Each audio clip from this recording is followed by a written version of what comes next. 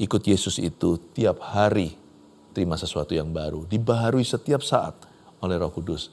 Kita gak akan pernah hambar, gak akan pernah kecewa. Saya ajak kita membuka 2 Korintus pasal 4 ayat 16 sampai 18. 2 Korintus 4 ayat 16 sampai 18 ya. Jangan tawar hati juga waktu menghadapi maut.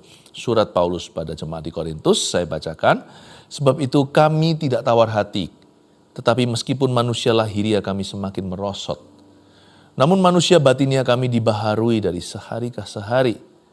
Sebab penderitaan ringan yang sekarang ini mengerjakan bagi kami kemuliaan kekal yang melebihi segala-galanya. Jauh lebih besar daripada penderitaan kami. Sebab kami tidak memperhatikan yang kelihatan, melainkan yang tak kelihatan. Karena yang kelihatan adalah sementara, sedangkan yang tak kelihatan adalah kekal. Sederhana, 3 ayat saja, tapi surat ini penuh dengan protein ilahi. Mengajari kepada kita kalau ikut Tuhan itu, kita harus diperbaharui tiap hari ketika kita bersaat teduh secara pribadi. Dan waktu saat teduh bersama seperti ini, pemulihan pun terjadi. Kita mulai dengan ayat 16, saya ingin Anda memperhatikan 2 kata. Sebab itu kami tidak tawar hati, stop. Kami di sini Paulus dan kawanannya. Waktu itu Paulus selalu keliling, memberitakan Injil di mana-mana. Hidupnya tidak luput dari masalah. Mentang-mentang dia hamba Tuhan, malah justru banyak problema. Bukan hanya masalah yang harus dihadapi, tapi juga tantangan-tantangan karena umat Tuhan. Tapi Paulus berkata begini, kami tidak tawar hati. Apa ya rahasianya kok bisa menter terhadap semua benturan? Saya kadang-kadang kepingin interview Paulus gitu ya, nanti suatu hari di sorga kita akan tahu. Tapi gak usah tunggu nanti. Sekarang pun Roh Kudus yang sama yang ada di dalam diri rasul-rasul itu, roh wahyu dan hikmat itu ada di dalam diri kita. Jadi kuncinya sudah ada pada kita yang hidup ini. Sebab itu kami tidak tawar hati, mana kuncinya? Pertama-tama saya ajak Anda untuk meneliti, kata tawar hati itu artinya apa? Bagaimana seorang hatinya bisa ditawar? Biasanya kalau dia menghadapi jalan buntu. Jangan terkecoh dengan pintu yang tertutup. Karena Anda belum lihat di sisi satunya, di belakangnya mungkin ada pintu terbuka. Manusia itu kalau bergantung pada panca indera, dari waktu ke waktu dia pasti akan tawar hatinya. Perasaannya itu roller coaster, makanya itu tidak bisa kita itu bergantung pada perasaan. Manusia, Tuhan, orang-orang benar akan hidup oleh iman, bukan oleh perasaan. Jangan biarkan perasaanmu menipumu. Tawar hati itu sebuah emosi. Ketika seorang melihat pintu buntu, dia berkata, mati aku. Tawar hatinya. Tapi ingatlah bahwa Yesus berkata dia adalah jalan. Sebelum dia berkata dia adalah kebenaran dan hidup, dia adalah jalan nomor 1 gelar yang dia sebut. Berarti dalam Kristus selalu ada jalan. Katakan selalu ada jalan. Selalu akan ada jalan. Kalau enggak gitu namanya bukan Kristus. Nah berarti kita orang Kristen, anak-anak Tuhan ini, yang seperti Kristus, itu arti Kristen, yaitu seperti Kristus. Kita enggak kenal jalan buntu. Sekalipun pintu yang tertutup itu enggak dibuka-buka, kadang-kadang juga terjadi mujizat. Pintu itu didobrak. Terbuka seperti Yeriko runtuh. Tapi terkadang pintu itu tetap tertutup sekalipun kita berdoa mati-matian dan menunggu. Mungkin Tuhan kehendaki pintu lain. Saya selalu punya iman dan GR begini. Saya punya suatu rasa percaya diri dalam Tuhan. Kalau satu pintu itu tertutup rapat di depanku, kalau saya terlalu terpaku ke depan pada pintu itu, saya akan tawar hatinya. Bukan berarti saya pelin-pelan, tapi kadang-kadang kita tidak bisa paksakan kehendak kita. Ada waktunya kita perlu berkata seperti Yesus di Getsemani. Bukan kehendakku Bapa, tapi kehendakmu yang jadi. Terkadang kita memang sudah keras kepala mau ke situ. Tuhan kasih jalan lain yang lebih baik. Pintu kanan kiri terbuka semua. Jadi jangan kaku. Kenali kehendak Allah sambil Anda menyelam, sambil Anda minum air. Sambil Anda jalani hidup sehari-hari, belajar untuk punya yang namanya fleksibilitas. Belajar untuk diarahkan oleh Kristus ke perkara-perkara yang tidak Anda duga, di luar prediksi dan perencanaan Anda. Bukan kehendakku, tapi kehendakmu yang jadi. Tapi terkadang Tuhan tidak mau kita punya opsi-opsi atau alternatif. Ya pintu itu sampai didobrak seperti Yeriko yang runtuh. Nah untuk tahu yang mana kali ini, Anda mesti berdoa dan cari kehendak Tuhan. Hati kita akan dibuat Roh Kudus tahu. Dengan tuntunan firman dan dengan hadirat Tuhan, kita pasti diberikan kepekaan. Jadi jangan tawar hati kalau Anda lihat pintu terkunci. Apalagi yang membuat hati orang tawar. Yang membuat hati orang tawar sehingga orang itu jadi lemah. Yaitu kalau perkara yang sama, masalah atau problema itu melulu bertubi-tubi datang dan tidak pergi-pergi. Itu membuat orang tawar hati. Kadang-kadang kita bisa berkata begini, aduh ini lagi kanker, sudah di kemoterapi, udah bersih, lalu habis itu relapse, lalu itu kumat. Ditemukan kanker di organ yang lainnya. Aduh kanker lagi, kita tawar hati. Atau bisa jadi perkara baru. Sudah selesai masalah ini, masalah finansial contohnya. Tiba-tiba setelah selesai ini ada keapesan lain. Jenisnya berbeda menimpa Anda.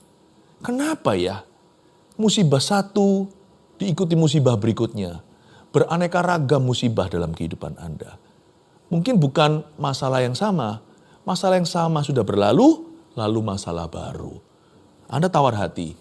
Kok hidupku gak selesai-selesai dengan problem? Seperti Anda berputar-putar di padang gurun akhirnya lelah. Di sini kan rahasianya. Kalau kita itu mikirkan ke permasalahan itu terus-menerus, lama-lama hati kita gak kuat. Tapi kalau kita jalan sama Tuhan itu sehari demi sehari, kita hidup dalam perjanjian dan kita dapat kekuatan baru. Maka kita tidak akan melihat hidup itu seperti satu garis lurus, isinya itu semua malapetaka. Hidup itu ada yang perkara-perkara yang jelek, ada perkara-perkara yang bagus. Asal saya masih berjalan dengan Yesus, selalu ada penghiburan Tuhan, selalu ada kelepasan dari Tuhan, selalu ada pertolongan. Karena manusia itu cenderung negative thinking, yang dia pikirkan itu selalu yang buruk-buruk saja. Yang dilihat itu selalu kurang-kurangnya. Sakit itu lebih terasa daripada nikmat. Kita sehat, kita tidak pernah bersyukur pada Tuhan. Tapi sekali kita sakit, kita bisa mengeluhkan pada Tuhan, hidupku ini tidak bahagia. Manusia punya kecenderungan untuk memikirkan apa yang baik, apa yang buruk.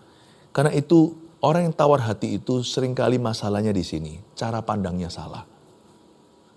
Jangan hanya hitung kutuk, hitunglah berkatnya juga. Tinggal kuat-kuatan, nanti Anda akan lihat. Kalau fokus Anda pada Tuhan, bukan pada persoalan, hatimu tidak akan hambar. Kalau fokus Anda pada pertolongan Allah, maka hatimu tidak akan tawar. Sebab itu kami tidak tawar hati, tetapi meskipun manusia lahiriah kami semakin merosot, Paulus mengakui bahwa masalah yang bertubi-tubi itu membuat manusia lahiriahnya semakin merosot. Namun, ini kuncinya. Manusia batinnya kami dibaharui dari sehari ke sehari. Saya bisa bayangkan Paulus itu tidak punya gambar hidup begini. Setahun. Lalu nanti misalnya setahun 365 hari. Nanti hari kesekian ketika dia masuk dalam sebuah pencobaan. Dia ingat-ingat minggu lalu dia juga lagi susah. Dia ingat bulan sebelumnya dia sedang menderita. Lalu diungkit-ungkit terus, padahal itu sudah bulan ke-7. Dia ungkit dari Januari, Februari. Ingat tadi, orang yang pikiran negatif, ngelihat pencobaan melulu, pasti tawar hati. Mana kuatlah kalau pikirannya buruk melulu. Paulus tidak begitu. 365 hari, 52 minggu dalam setahun. Dia nggak ungkit-ungkit yang di belakang. Sehari demi sehari dihadapi. Ini kuncinya. Manusia batinianya bersyukur dari hari ke hari.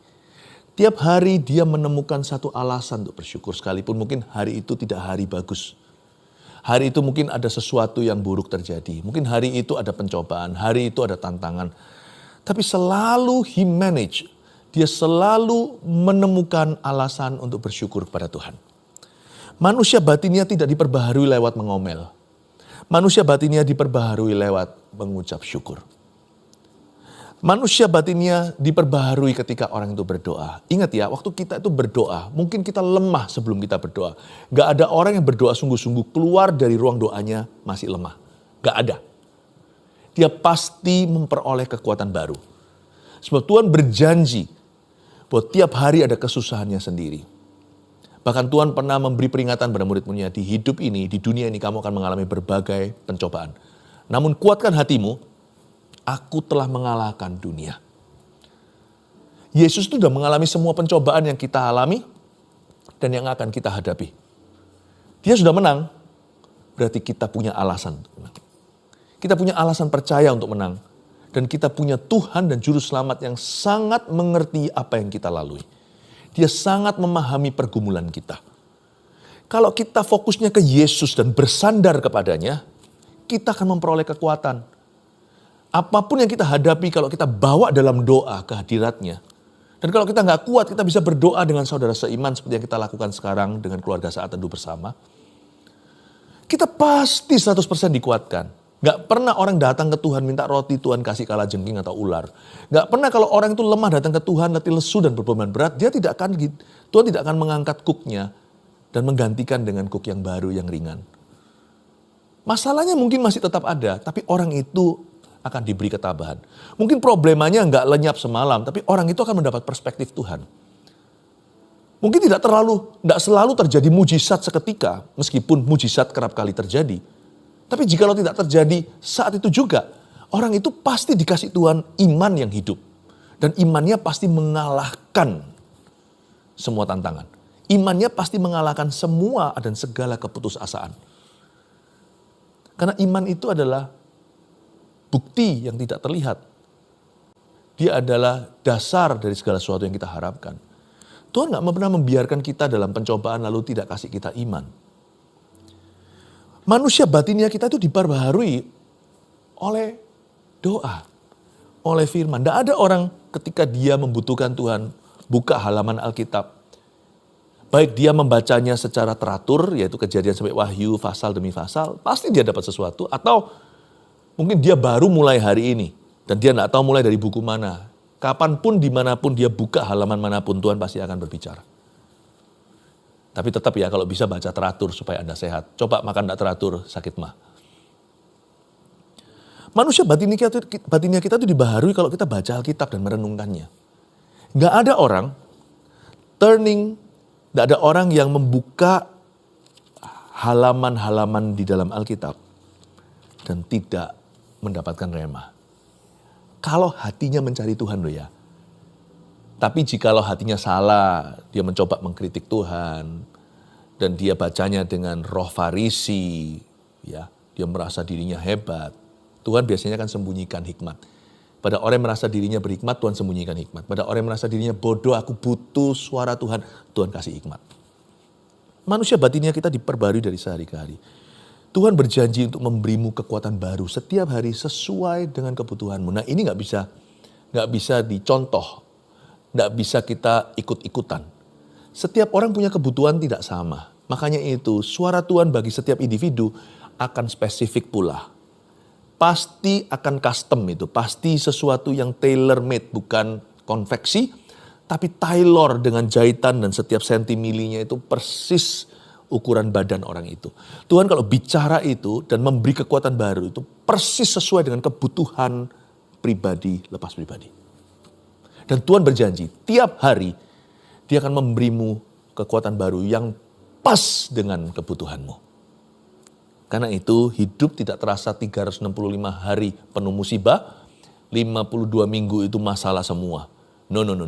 Tapi setiap hari pasti ada bitter sweet. Setiap hari pasti ada manis pahit. Pasti ada pahitnya, pasti ada manisnya. Tapi orang yang diperbaharui rohnya tidak akan mengeluhkan pahitnya. Dia akan syukuri manisnya. Makanya itu hidup menjadi sukacita. Sekalipun sakit mungkin masih ada. Sekalipun mungkin kita masih mengalami suatu tantangan di depan. Manusia batinnya kita dibarui sehari ke sehari. Ayat 17. Sebab penderitaan ringan yang sekarang ini mengerjakan bagi kami kemuliaan kekal yang melebihi segala-galanya, jauh lebih besar daripada penderitaan kami. Saya ingin Anda menaruh perhatian pada kalimat penderitaan ringan yang sekarang ini. Kalau yang nulis orang yang tidak punya masalah, hidup di istana, saya nggak akan percaya. Tapi yang nulis ini, yang nulis penderitaan itu ringan, kecil. Penderitaan kan yang kita lalui ini sementara. Penderitaan sekarang saja. Kalau yang nulis ini orang yang pernah kena kapal karam, dicambuk 40 kali dengan gigi-gigi logam 40 kurang 1, dan berapa kali episode seperti itu. Pernah digeruduk massa, dipenjara bolak-balik, dipasung belenggu, sekali waktu dia nyanyi, lalu habis itu gempa bumi, penjara buka semua di kota namanya Filipi. Seorang yang pernah dikhianati oleh rekanan kerjanya, yang pernah disalah ngerti, bahkan oleh gerejanya sendiri yang dia dirikan. Tiba-tiba seperti ngomong-ngomong jeleknya dia. Termasuk Korintus ini yang dia tuliskan surat kepada mereka. Coba bayangkan kalau orang ini 1001 masalahnya bisa ngomong, bisa bilang begini, penderitaan ringan yang sekarang ini. Saya mau tahu antara orang ini betul-betul Superman-nya Tuhan, orang ini beda sama kita, tidak terbuat dari daging dan darah, sedangkan Elia aja manusia biasa seperti kita. Entah orang ini mungkin nggak nyata, tapi ternyata Rasul Paulus seorang yang benar-benar ada dalam sejarah, dan dia bisa berkata penderitaannya ringan, pasti ada sesuatu yang dia miliki yang kita belum coba. Paulus punya paradigma yang benar tentang masalah. Inilah menurut saya kuncinya. Kenapa dia bilang penderitaan itu ringan? Karena perspektifnya beda. Bagi Paulus, persis seperti kata-kata Yesus. Kamu jangan khawatir akan hari esok. Kesusahan sehari adalah untuk hari itu. Yesus suruh kita berpikir begini, bukan berarti tanpa perencanaan minggu depan. Saya kalau merencanakan itu bersama dengan istri saya itu sudah 1 tahun ke depannya. Belum akhir tahun, masih 3/4 tahun ini, saya sudah merencanakan tahun berikutnya. Kami adalah orang yang well planning. Tetapi kalau soal hati yang berhubungan dengan realita kehidupan, saya itu ganti oli tiap hari. Istilahnya tiap pagi itu saya ganti hati. Pernahkah Anda itu kalau kita lagi bete atau lagi bad mood ya, orangnya lagi nggak enak, sedikit agitated atau agak sedikit sensitif gitu. Biasanya sih happy ya, tapi hari itu bisa peka. Jadi sedikit-dikit kita kudu mau marah gitu. Gampang muntap gitu ya, gampang emosional. Apa-apa suara keras sedikit, jangan keras-keras gitu suaranya. Marahi anak. Padahal biasanya oke-oke aja. Coba ini. Mungkin Anda kurang istirahat. Mungkin hari itu Anda kesel, udah kayak sumpek begitu. Tidur. Besok pagi you feel better. Iya kan? Tuhan tuh kasih satu stasiun ganti oli itu namanya secara jasmani. Secara jiwa. Pikiran kita, penatnya. Tidur, besok pagi sudah, kalau tidurnya nyenyak ya, besok pagi sudah feeling better atau good mood. Betul kan? Tapi tidak semua bisa selesai dengan tidur. Ada permasalahan hidup yang membuat kita hambar dan tawar. Itu nggak bisa lepas. Dan kita nggak bisa bebas.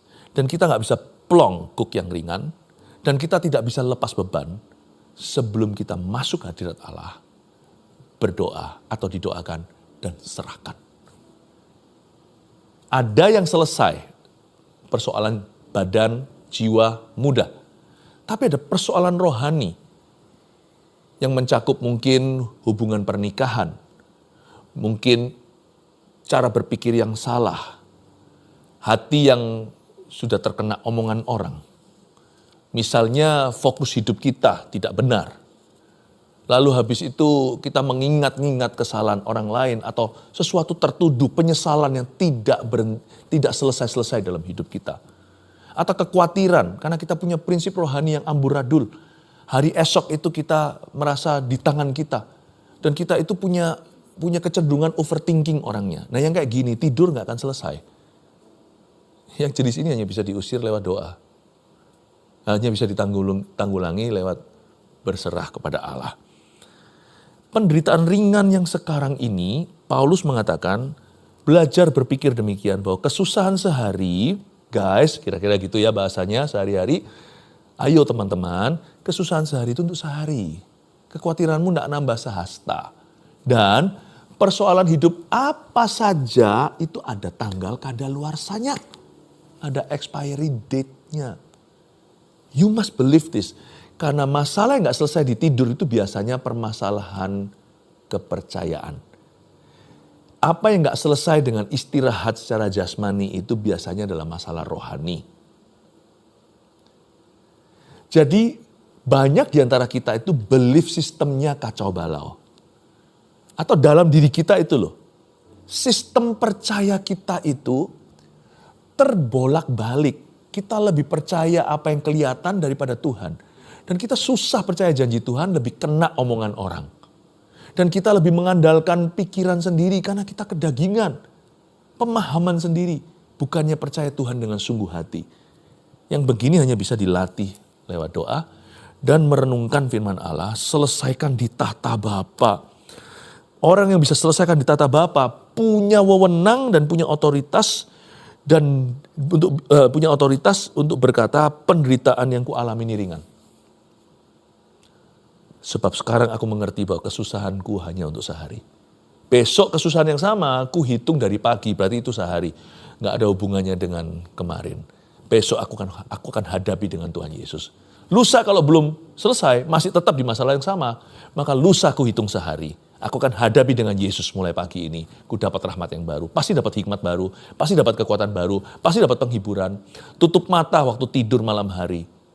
Buat apa roh saya yang lembur? Saya belajar berserah dan berkata, Tuhan, aku belum keluar dari masalah yang sama ini. Tapi kuserahkan jiwaku kepadamu. Seperti Yesus ketika mati, sebelum menghembuskan nafas terakhir dia berkata, kepadamu Bapa, kuserahkan jiwaku.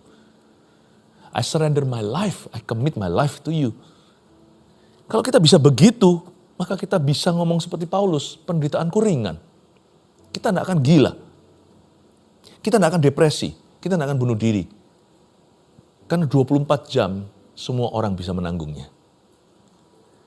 Penderitaannya ringan. Selain itu, Paulus juga berkata, penderitaanku ringan sekarang ini karena mengerjakan bagi kami kemuliaan kekal. Maksudnya, Paulus juga menghitung benefitnya. Kalau orang sakit keras ya, lalu dia tidak punya dana, itu memang kasihan. Misalnya harus kemoterapi dan sebagainya, memang kasihan banget. Nggak punya asuransi, nggak punya persiapan. Tapi yang lebih kasihan tahu nggak apa? Orang ketika mengalami masalah serius, misalnya sakit keras, nggak punya Tuhan. Aduh, takut matinya itu loh. Tidak ada kepastian kehidupan kekal. Lalu setelah itu apa? Sebelah sana masih tanda tanya, misteri besar, setelah aku mati mungkin nggak dipikiri, tapi sebelah sini apa yang kutinggalkan juga belum ready. Aku belum membangun sesuatu yang bernilai kekal sama sekali. Malah justru banyak menabur kesalahan kanan kiri. Belepotan hidupku, banyak penyesalan. Bayangkan orang itu kalau ngalami suatu pukulan dalam hidup ini, musibah contohnya sakit keras misalnya. Lalu dia tidak punya Tuhan dan hubungannya dengan Tuhan gak beres, itu yang paling kasihan. Itu paniknya saya gak bisa bayangkan. Kesaksian orang-orang yang pernah sakit keras, divonis ini dan divonis itu, dan tentunya penyakit yang mematikan misalnya, orang yang punya Tuhan, sedih sih sedih. Duka sih duka, menderita sih menderita. Bukan hanya dia tapi seluruh keluarganya. Tapi ada kesaksian ini loh. Damai sejahtera itu sungguhan ada yang menopang orang itu di saat-saat seperti itu. Nggak takut matinya itu ada. Bagaimana orang itu bisa tahu kalau dia itu punya hidup kekal. Yang ngalami begini-begini kadang-kadang dia baru mengerti bahwa ternyata aku sama sekali nggak ngeri dengan hidup yang akan datang. Setelah aku mati itu tidak lagi menjadi pertanyaan. Tapi saya sudah punya kepastian. Itu ya, kekuatan dalam jiwanya itu luar biasa. Orang yang punya Tuhan, ketika mengalami musibah, orang itu tidak akan hambar hatinya. Nggak akan tawar hati. Karena dia seperti ada di dalam dirinya waktu mengalami persoalan itu seperti ada baterai yang self-charging, yang bisa nge-charge sendiri. Mungkin seperti mobil-mobil tertentu yang bisa nge-charge sendiri, yang hybrid dan sebagainya. Saya nggak ngerti teknologi by the way, tapi bisa nge-charge sendiri. Luar biasa nggak? Waktu dia ngalami itu, dia bisa dapat damai yang dia nggak pernah kenal sebelumnya. Waktu dia fine-fine saja. Waktu dia baik-baik saja. Tapi ketika dia mengalami sesuatu yang buruk, dia mengalami kepastian bahwa Tuhan tidak marah sama dia. Dan Tuhan tidak hukum dia. Dan ini bukan dari Tuhan. Tuhan tidak pernah mencobai. Dan seperti ada satu topangan damai sejahtera dan sebuah kepastian bahwa aku akan menyertaimu. Dan itu menjadi batu pijakan. Itu dia bisa beriman. Bahkan beriman untuk sembuh. Gampang itu loh untuk mengimani mujizat. Daripada orang yang masih tertuduh mengimani mujizat apa. Boro-boro ngimani yang namanya kuasa Tuhan. Dia aja gak yakin kalau Tuhan mengasihi dia. Pada Tuhan mengasihi dia. Karena dia salah. Karena dia gak beres sama Tuhan. Dia merasa kayak, mana mau Tuhan terima saya. Aduh. Susah kalau kita mengalami masalah dari minus. Makanya banyak orang tawar hati ketika mengalami musibah. Saya tidak imani supaya kita mengalami musibah. Tapi sedia payung sebelum hujan itu adalah hikmat Allah. Hidup ini penuh pencobaan. Yesus memperingatkan, di dalam dunia ini kamu akan mengalami banyak pencobaan. Tapi kuatkan hatimu, aku telah mengalahkan dunia. Paulus bisa berkata penderitaan itu ringan. Karena dia hitungnya seharian. Dia hitungnya harian, itulah ya. Dan dia tahu bahwa ini mengerjakan kemuliaan kekal. Karakter Allah dibentuk waktu dia ngalami ini. Dia baru tahu betapa kuatnya. Mana tahu kalau nggak dihantam dulu. Malah dia bisa kuatkan orang lain. Dia bisa kesaksian. Dia bisa menghibur orang lain. Terlalu banyak yang saya lihat. Sungguhan banyak yang saya lihat. Orang-orang sekeliling saya mengalami begitu dalam jemaat kami. Ketika mengalami musibah malah mereka bisa menguatkan orang lain. Saya beritahu ya. Berbahagialah orang yang bisa berkata seperti Paulus, penderitaanku ringan. Berat sih berat, tapi tidak kurasa-rasakan. Karena aku tahu ada benefitnya. Ada kemuliaan kekal yang sedang dikerjakan dalam diriku. Dan juga, semuanya ada tanggal kadaluarsanya. Bahkan bagi orang percaya mati pun adalah keuntungan. Mati itu kan expiry date kita. Itu pun keuntungan, bayangkan. Ayat 18, sebab kami tidak memperhatikan yang kelihatan. Melainkan yang tidak kelihatan. Karena yang kelihatan adalah sementara. Sedangkan yang tak kelihatan adalah kekal. Coba lihat. Berarti Paulus itu bisa ngomong begini. Pasti dia lihat sesuatu yang kita belum lihat. Semoga hari ini lewat renungan yang saya sampaikan Anda bisa melihatnya. Bahwa orang yang hatinya dipenuhi dengan kekekalan. Dia tidak akan pernah tawar hati. Karena di dalam dirinya ada self-charging battery. Atau ada baterai yang bisa nge-charge sendiri. Tiap kali dia mengalami apa-apa di depan, dia selalu mendapatkan pengharapan baru dari Tuhan.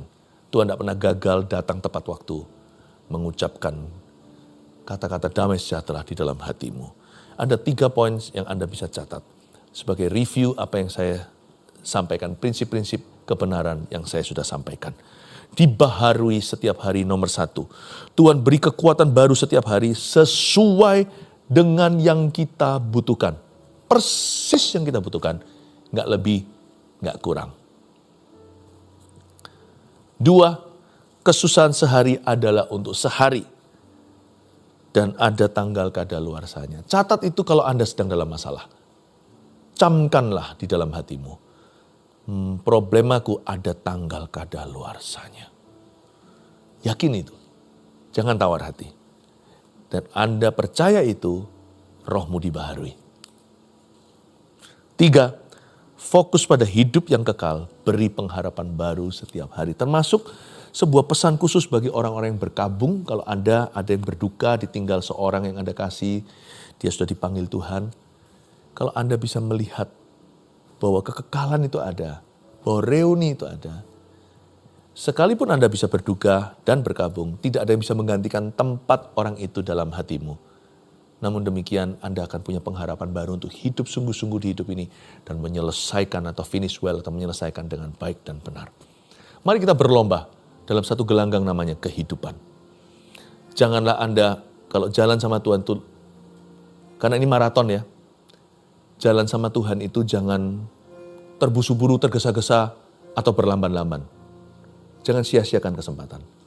Jalan sama Tuhan itu konsisten setiap langkah.